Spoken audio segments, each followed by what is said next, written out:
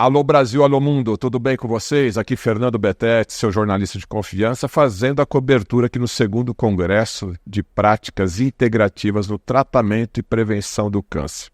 Nós vamos conversar com o médico patologista, Dr. Paulo Grimaldi, que para mim é uma novidade e a gente vai entender aí esse protocolo, esse tipo de exame. Dr. Paulo, muito obrigado por estarmos aqui junto nesse congresso. E você estava me falando aqui em off que através das fezes, através dos exames das fezes, você consegue identificar já tumores cancerígenos, células cancerígenas. O que é essa tecnologia? Quanto tempo você vem estudando esse tipo de exame? Bom, Fernando, eu agradeço a oportunidade que você está me dando de divulgar essa noção que é muito importante. Por que um câncer é diferente do outro? Porque as proteínas que estão dentro da célula cancerosa de um câncer são diferentes de outro. Por isso que tem tratamentos diferentes, evoluções diferentes, por causa dessa diferença. Agora, o câncer coloretal, que é muito frequente, eu faço no meu laboratório 7 diagnósticos por dia de câncer já na fase avançada, ele começa com uma ferida, uma pequena ferida na mucosa intestinal. A mucosa intestinal do intestino grosso, ela serve para reabsorver a água, porque o nosso organismo, 60% a 70% do nosso peso, corresponde à água. Essa água precisa ser economizada pelo corpo. Então, os colonócitos, que são as células que revestem o cólon, eles reabsorvem a água. E quando se instala um câncer no paciente, forma uma ferida, uma úlcera naquele local. E essas células que estão no câncer têm um genoma, uma constituição genética diferente do colonócito normal. E quando o bolo fecal passa por aquela lesão ferida ou aquela lesão ulcerada, esse câncer, esse bolo carrega consigo células cancerosas. E essas células podem ser sequenciadas através do exame de fezes. Esse foi um exame que começou 14 anos atrás nos Estados Unidos e teve muita repercussão e muito útil, porque é muito difícil você fazer a prevenção do câncer coloretal. Quando você faz o diagnóstico, quando ele dá um sangramento, quando ele dá dor, ele já está numa fase avançada. Então, se você tiver um mecanismo de descobrir precocemente, isso vai ajudar muito o paciente. Agora, doutor Paulo, sangue nas fezes, né, que é uma queixa comum que a gente observa aí no nosso dia a dia enquanto nós trabalhamos na área de divulgação da saúde aí. A pessoa deve se preocupar, a pessoa deve procurar um médico imediatamente, porque a gente sabe que temos, né, diversos médicos no Brasil e serviços mais especializados e menos especializados, laboratórios mais especializados, também laboratórios menos especializados. Como nós temos uma audiência muito grande, qual a orientação que você dá para aquela pessoa que está nos assistindo e tem sangue nas fezes? Olha, o sangue, mais ainda do que a água, é um componente extremamente importante do nosso corpo. Então, qualquer perda de sangue tem que ser investigada, Fernando, qualquer.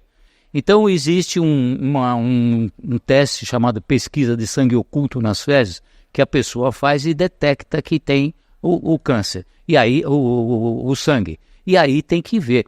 Existem várias diverticulose colônica, pólipos não cancerosos, várias doenças podem provocar por esse tipo de câncer de sangue nas fezes, mas sempre ele tem que ser investigado, obrigatoriamente. Tá.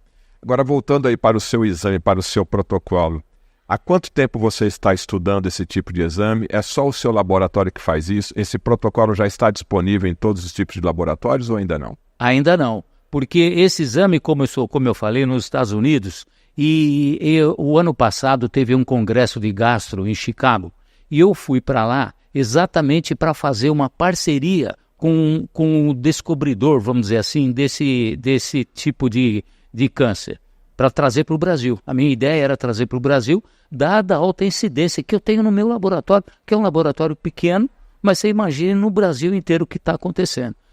Qual não foi minha surpresa? Ao chegar lá, quando o gerente da empresa falou para mim, não é possível fazer um convênio porque nós não estamos conseguindo fazer os pedidos gerados aqui, de tanta gente que queria fazer o exame. Eu falei, bom, e agora, como é que nós vamos fazer? Você tem que arrumar uma outra alternativa. Aí o meu filho, que trabalha junto comigo, ele descobriu uma empresa chinesa que está fazendo isso aí. Imediatamente eu entrei em contato e nós estamos bem adiantado a tratativa. Provavelmente até o final do ano, se Deus quiser, nós vamos trazer para cá esse teste. É o que eu chamo de o Papa Nicolau do cocô. Por quê? Porque ele faz a detecção precoce completamente assintomática da doença. Então, porque são 3 genes que a gente estuda. Se um deles der positivo para aquela sequência, porque a sequência de genes no câncer é diferente da célula normal. Então, se der diferença, aí ele é encaminhado para a colonoscopia, o paciente, e aí a colonoscopia é o teste ouro para fazer o diagnóstico de câncer coloretal. Então, é um método de rastreamento da população. Então, o meu sonho é trazer para o Brasil e rastrear aqui no Brasil, porque tem muito câncer de cólon aqui, principalmente na zona rural. É mais frequente. Para o nosso público leigo que está nos assistindo agora, qual que é o outro exame que a população normalmente tem acesso, que o médico, que o seu colega prescreve, para poder identificar o câncer, comparado ao seu? Qual que seria? A colonoscopia. A colonoscopia é a única forma, a pesquisa de sangue oculto, e em seguida, se der positivo, em seguida a colonoscopia. Principalmente em pacientes que têm 45 anos ou mais, ou parentes que tiveram câncer coloretal. E em termos de segurança do diagnóstico, do resultado, o seu protocolo, o seu exame que você tem estudado, você poderia falar que número? 100%? Detectou lá, é câncer? Não existe, Fernando, não existe em laboratório, em anatomia patológica, em análises clínicas, não existe um exame 100% seguro. Por quê? Porque existem vários fatores que interferem na realização daquele exame. Então, mas esse teste dá uma positividade de 92% para casos positivos e ele tem uma média de 32% de falso positivo. Então, mas eu acho que é válido porque mesmo no falso positivo a pessoa vai para a colonoscopia e aí vê que não tem nada. Então, qual que seria a conduta? Deu negativo, cada 3 anos, é como o Papa Nicolau. Cada 3 anos você faz um teste e você fica isento, porque ele leva de 5 a 6 anos para se tornar invasivo, o câncer coloretal. Então ele começa, como eu já falei, com uma feridinha e leva 5 a 6 anos para ele atravessar e invadir toda a parede colônica. E aí já tá na fase avançada, que é PT4, quando ele ultrapassa o intestino e passa para o resto do abdômen. Agora, na sua experiência, Dr. Paulo, junto aos seus colegas, os médicos que prescrevem para fazer esse exame, qual que é o retorno que você tem tido, tanto dos colegas médicos, como até mesmo do paciente, O que eu tenho tido, Fernando, é uma expectativa, porque a gente não está fazendo ainda, Então nós estamos em tratativa, as leis brasileiras são muito rígidas, para você trazer a Anvisa, é tudo muito complicado aqui no Brasil, mas nós vamos conseguir, a gente vai perseverar e Deus vai ajudar a gente a trazer esse exame. Então o que eu tenho é que todo mundo está esperando. Eu tenho uma turma de 20 médicos, que a gente chama de confraria, todos mais ou menos de 70, 75 anos, e a gente se encontra uma vez por mês. Ontem, inclusive, foi uma reunião. E então eu comentei desse trabalho, eles querem fazer fila. Não, eu estou na fila. Assim que você começar, eu quero fazer esse exame. Porque é um exame que vai ajudar a população. Tá. E para o profissional de saúde que está nos assistindo, quem quiser saber mais informações, como é que consegue falar com o Dr. Paulo Grimaldi? Bom, eu tenho o Laboratório Pathos e o Laboratório Origem. São duas, é só entrar na internet, Laboratório Pathos, Pathos, e Origem, nós temos todo o suporte. Tua base, a tua cidade de trabalho é? São Paulo. Tá, eu estou ali no Paraíso, os 2 laboratórios são ali no Paraíso. Tá bom. Conversei aqui com um médico, o Dr. Paulo Grimaldi, que está trazendo aqui para a gente essa novidade.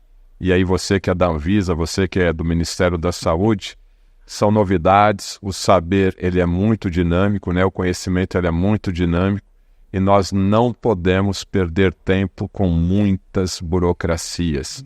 Pelo menos aí tudo que for possível agilizar para levar um diagnóstico mais preciso para o profissional médico e para a população é muito importante.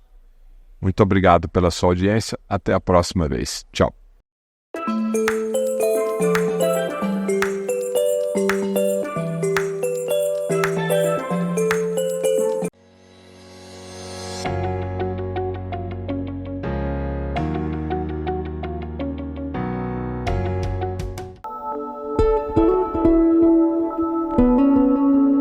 Hoje eu queria falar com vocês sobre algumas dicas que são pequenos comportamentos, mas que geram um grande impacto na saúde. Coisas simples, como por exemplo, a gente absorver os raios ultravioleta do sol através do extrato lúcido das mãos. A gente tem uma maior capacidade de absorção através desse extrato lúcido. Isso faz uma grande diferença, por exemplo, dentro da odontologia, não só em âmbito sistêmico, né? Mas a vitamina D ela é fundamental para uma saúde óssea, para a osteoimunologia, dentre outras. Mas só através do raio ultravioleta que a gente vai conseguir fazer com que essa vitamina D fique biodisponível para o organismo. E é um pequeno detalhe, por sinal, pode ser feito junto com um aterramento. Então já tirar o sapato, aterrar, colocar os pés no chão ou na grama, e isso já vai fazer uma grande diferença na saúde.